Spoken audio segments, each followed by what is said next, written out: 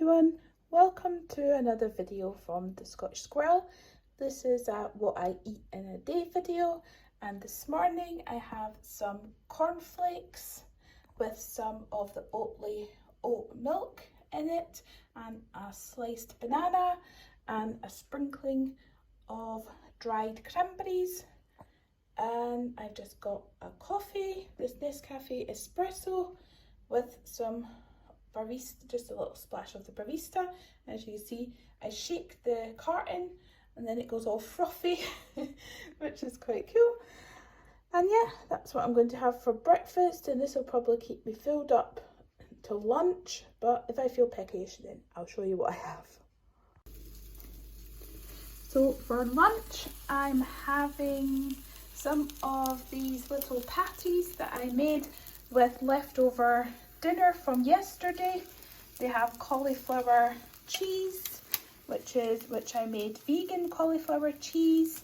I made the cheese sauce myself with some nutritional yeast and some white miso, and just added that to a white sauce, a white sauce that I made with some gluten-free flour, and then poured that over the cauliflower and baked it till it's golden, and I sprinkled some BioLife cheese over as well.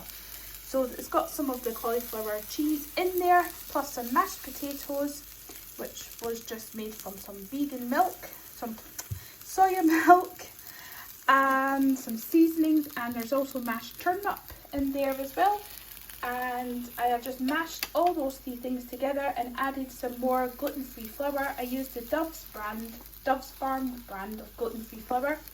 I used about half a cup and mixed all that through, and then just kind of with floured hands just squished them into little patties. And I'm using my Duronic pancake maker of all things because it's a non-stick top, and it's just great for cooking things like this because you don't need any oil or fat or anything, and you just cook them on each side until they're brown. So this is what they look like flipped over. They're nicely browned without any oil or fat and crispy, and yeah, I'm looking forward to eating these.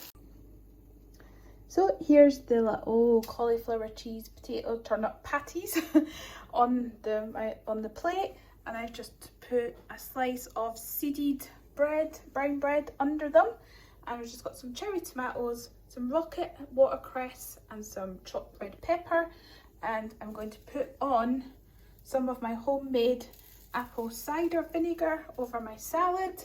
I'm onto my third bottle I've used in these past months and months. I made that, you just make that really easily with some apple scraps and some sugar and some water.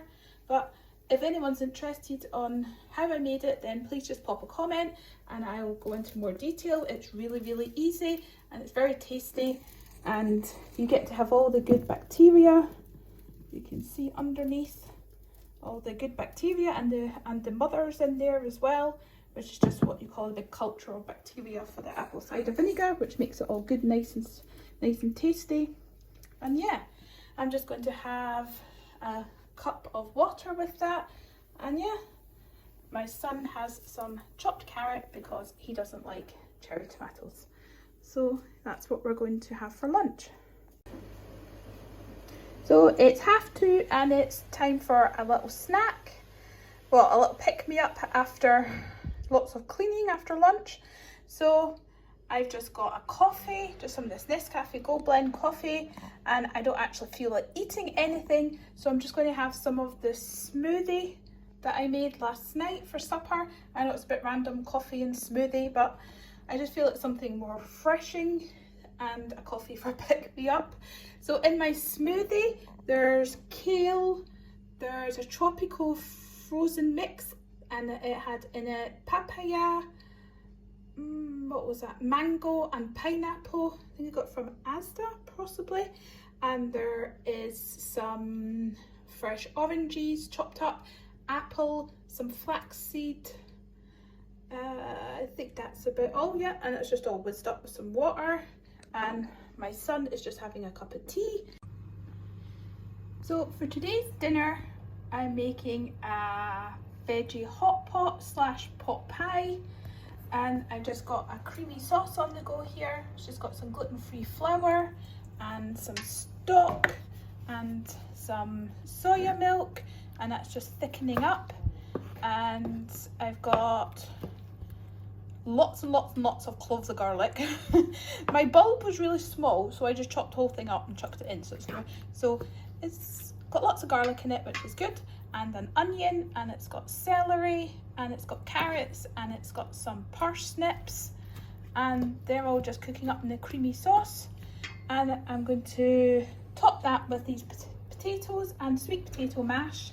So mash that, top that, and bake it in the oven until the top's nice and golden. And I've got these Brussels sprouts. I'm not sure whether to steam them and have them on the side or just stick them in this and just have everything in a oneie. And I might put some sweet corn in that as well. Not sure if my pan's big enough for everything. So I shall decide shortly. So then I'm just bringing this to the boil, and this will thicken up because it's got gluten-free, the Dove's Farm brand in it. It's already quite thick over here. So yeah, that's what I am doing just now. So I've just went easy and threw all the Brussels sprouts in. Just make it easy, and as you can see, the sauce is thickening up nicely.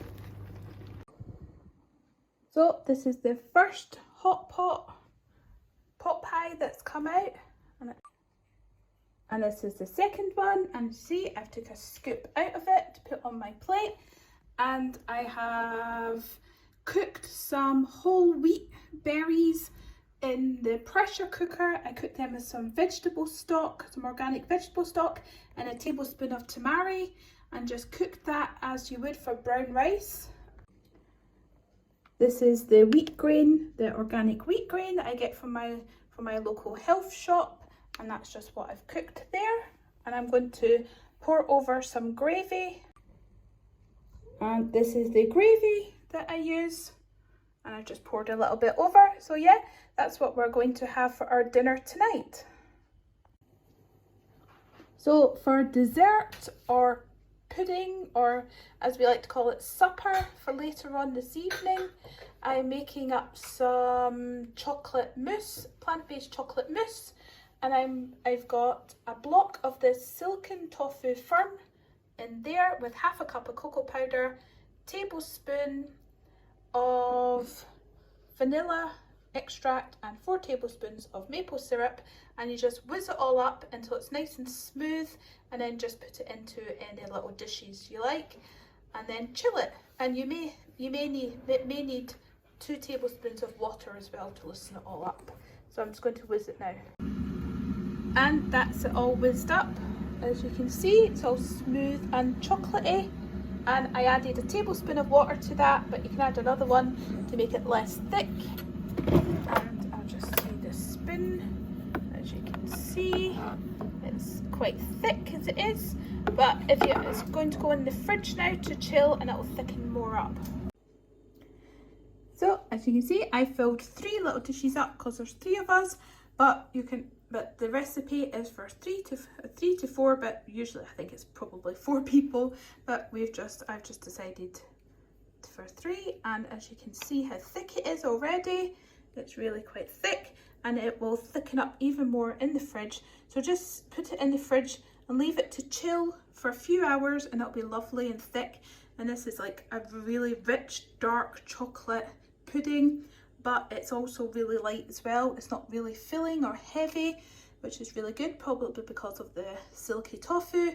And a really nice thing is to top it with some raspberries or any other berries, or sprinkle some desiccated coconut or some coconut shreds over. And yeah, just do what you want with it. Just use that as a base, or just eat it like that. It's delicious like that. So if you're really craving a nice chocolate hit, but don't want all the calories and fat, this is a really great thing to have. So yeah, we're going to have that for supper in a little while. So thank you for watching my video of what I eat in a day. I hope you've enjoyed it, and if you'd like to see more food content like that, then please subscribe. I'd love to have you.